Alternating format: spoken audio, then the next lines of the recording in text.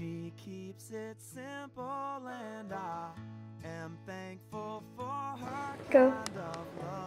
Hi, I'm Edie from Life and Grace, and today is bread making day. We are gonna show you how we do our bread so that if it intimidates you, you can give it a try at home. So we're gonna show you like what the consistency should be like and how we mix it up super quick.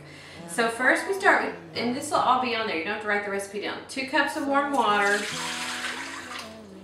And then we're going to use a 1/3 cup of olive oil and a 1/3 cup of honey. If you put your oil in the measure first, then the honey comes out lots easier. So put your oil right in, a tablespoon of yeast. By the way, Emmy's behind the camera doing all the videography, so we appreciate her.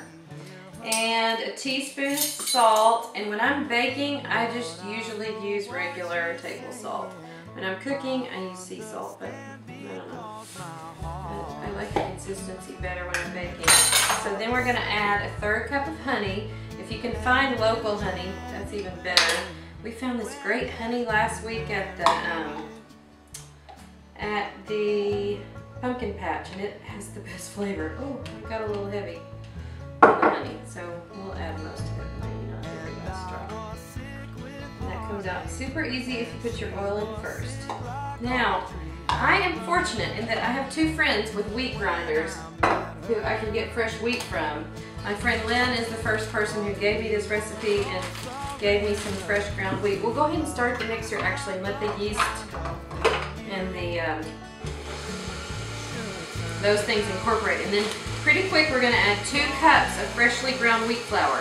This is hard red wheat, ground just a couple days ago by my friend Tammy, and we're going to show you her wonderful wheat bread recipe tomorrow. But today, this one is a little more accessible, a little easier. So we're going to show this one today. So 2 cups of whole wheat. And if you can get freshly ground, that's even better. And then we're going to use the rest of the wheat, we're just going to use regular flour for that. So we'll let that mix up a little bit. And then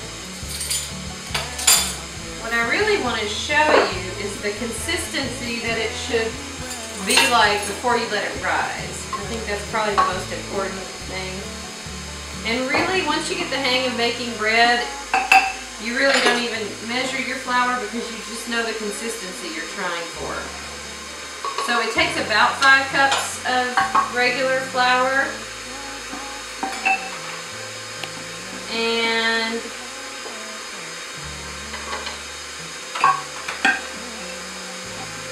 you can stop it. We've added 4 cups of flour, and I just want to show you, after 4 cups, if you touch the dough, can you see that, Emmy? See how sticky and wet the dough still is? So that's not enough. We've got to keep going with the flour. Probably take about another cup.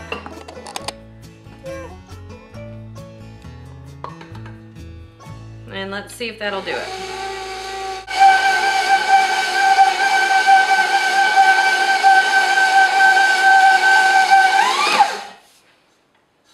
Okay, our dough is mostly pulled away from the sides, but we still have a couple sticky spots.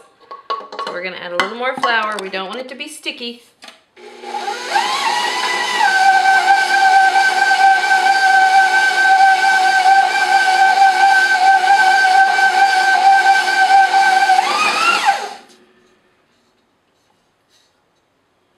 Still a little more. You have to be patient with bread. So I'd say this is close to 5 1/4, 5 1/3 cups, maybe 5 1/2 now.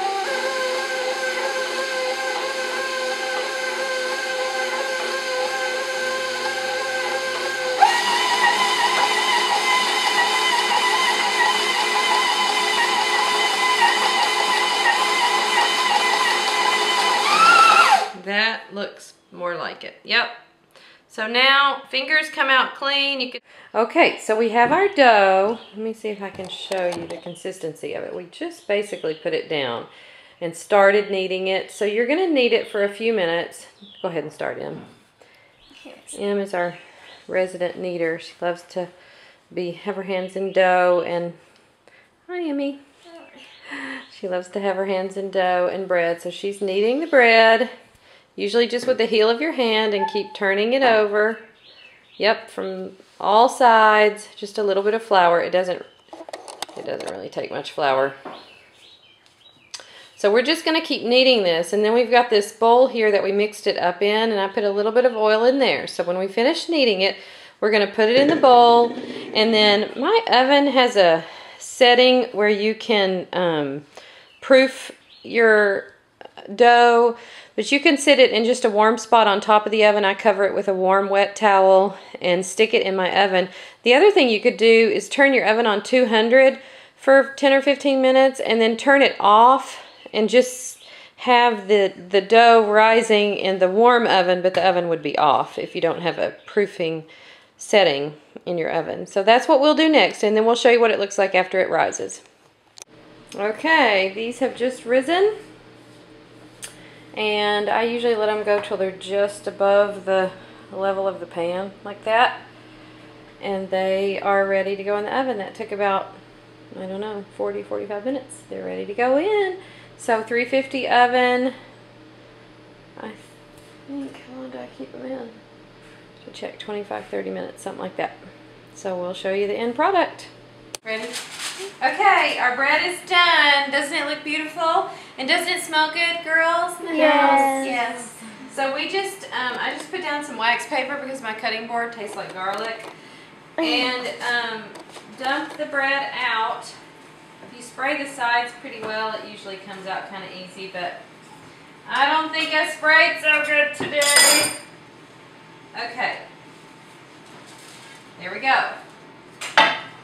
So we're just going to let that kind of lay on the side and cool, and then after a little bit I'll probably turn them this away to cool a little bit, and then they'll be ready to slice up. And then we'll eat them all. And then we'll eat them all. Okay, bye-bye.